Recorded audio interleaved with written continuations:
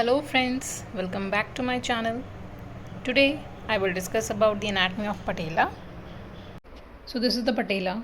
It is a sesamoid bone. It is located in front of the knee joint and also known as kneecap.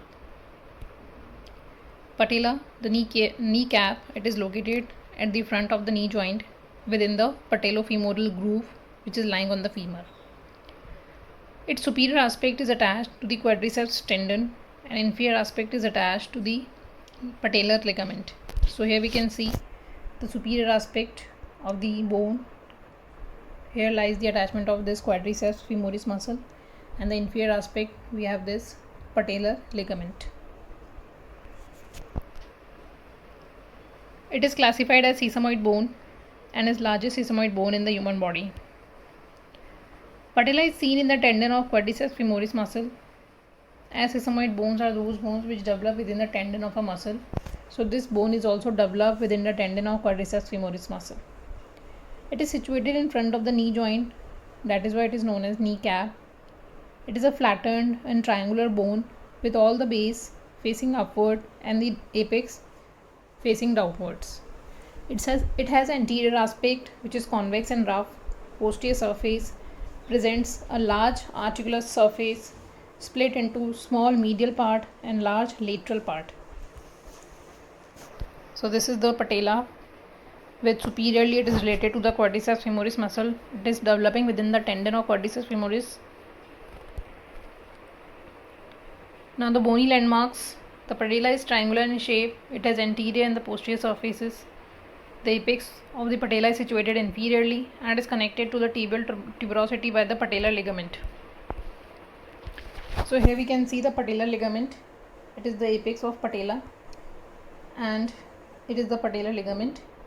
Because of this, it is attached to the tibial tuberosity.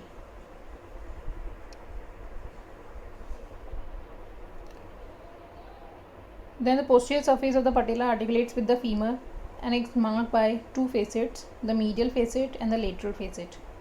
The medial facet articulates with the medial condyle of femur and the lateral facet articulates with the lateral condyle of the femur. Now the anatomical position and side determination of the patella. We have two patellas, so we have to determine the side also. So hold the patella in that position that its apex faces downwards and its base faces upwards. Its articular surface faces posteriorly and the large lateral part of the articular surface determines the side, because a large articular facet, which is the lateral part, lying on the lateral side. There is also a short trick for identification of its side, which is that keep the articular surface of the patella on the tabletop in this manner that its base is directed towards you and its apex is far from you. Now find the tilt of the patella. The patella usually constantly tilts towards the side it belongs to. So if it is tilt on the right side, it is of right sided bone, and if it is tilt on the left side, then it will be of left sided bone. So the features of the patella are the apex, three borders are there, superior, medial and lateral border, and two surfaces are there, anterior and the posterior surface. So here we can see the superior border. This is the superior border. It is also known as the base of patella. It gives connection to the rectus femoris muscle in the anterior part and vastus intermedius in the posterior part. So on the superior border we have attachments of two muscles, rectus femoris in the anterior part and the vastus intermedius in the posterior part. Then we come to the lateral border. So on the lateral side we have the lateral border, and this lateral border in its upper 1/3 gives attachment to vastus lateralis muscle. Vastus lateralis muscle is again a muscle of the front of thigh originating from the femur, and it's inserting only in the upper 1/3 part of the lateral border of the patella. So here we can see the insertion of vastus lateralis. This is the vastus lateralis inserting only in the upper 1/3 part of the lateral border of the patella. Then medial border, it gives connection to the vastus medialis in the upper 2/3 part, and the rest of the part is occupied with the medial patellar ligament in its lower 1/3. So here we can see on the medial border, the upper 2/3 part is occupied by the vastus medialis and the lower 1/3 part is occupied by the medial patellar retinaculum. Medial patellar retinaculum is nothing but the extension of the vastus medialis muscle. Similarly, on the lateral border, the lower 2/3 part is occupied by the lateral patellar retinaculum. Lateral patellar retinaculum is again the extension of the vastus lateralis muscle. The medial and the lateral patellar retinacula are the growths of the tendons of the vastus lateralis and the medialis respectively. And at the apex we can see the attachment of the ligamentum patelli is there. This is the ligamentum patelli, and on the posterior surface we have the two facets, the medial and the lateral articular facets. The lateral one is larger than the medial. So on the anterior surface it is rough, convex, it is longitudinally striated and presents numerous vascular foramina. It is subcutaneous, and subcutaneous prepatellar bursa is there between the patella and the skin. So here we can see the anterior aspect of the patella, which is having various vascular foramina and the longitudinal impressions. These are the vascular foramina, circular, and these are longitudinal impressions. Then the posterior surface. Its lower quarter is rough and non-articular, while its upper 3/4 is smooth and articular. Small non-articular part near its apex is split into two regions, the lower and the upper. The lower area gives connection to the ligamentum patelli, and the upper area is related to the infrapatellar pad of fat. So on the lower aspect of the apex we can see where we have the attachment of ligamentum patelli, and the upper part we have the fat.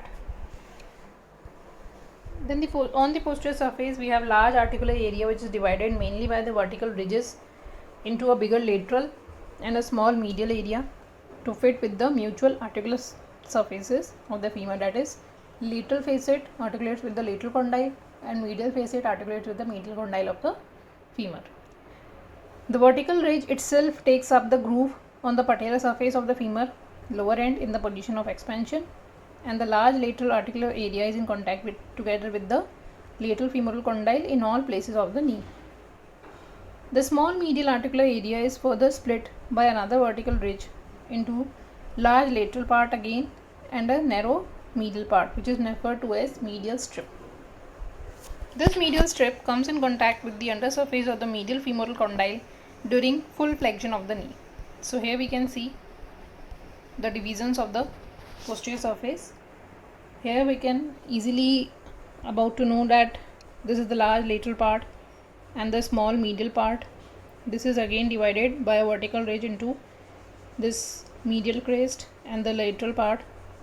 This medial crest comes in contact with the femur during full flexion.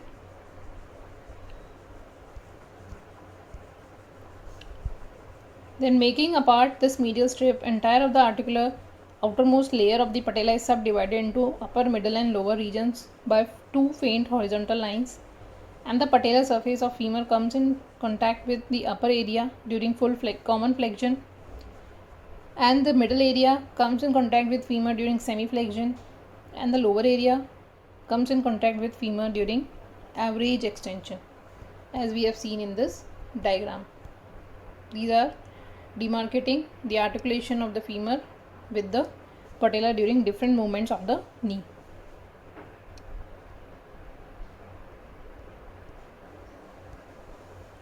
So this is the patella. Superiorly it is developing in the tendon of quadriceps femoris, and inferiorly we have the patellar tendon, which is attaching the patella towards the tibial tuberosity. So these are the anatomical features having the base, apex, lateral facet, medial facet on the posterior surface, and this is the patella, how it appears in the x-rays. In the x-ray we can see this is the patella, this is the lower condyles of the femur, and these are the condyles of tibia.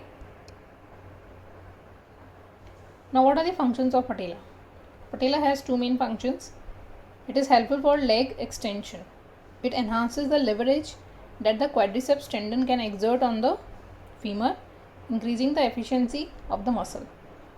Protection, it protects the anterior aspect of the knee. Now the clinical anatomy.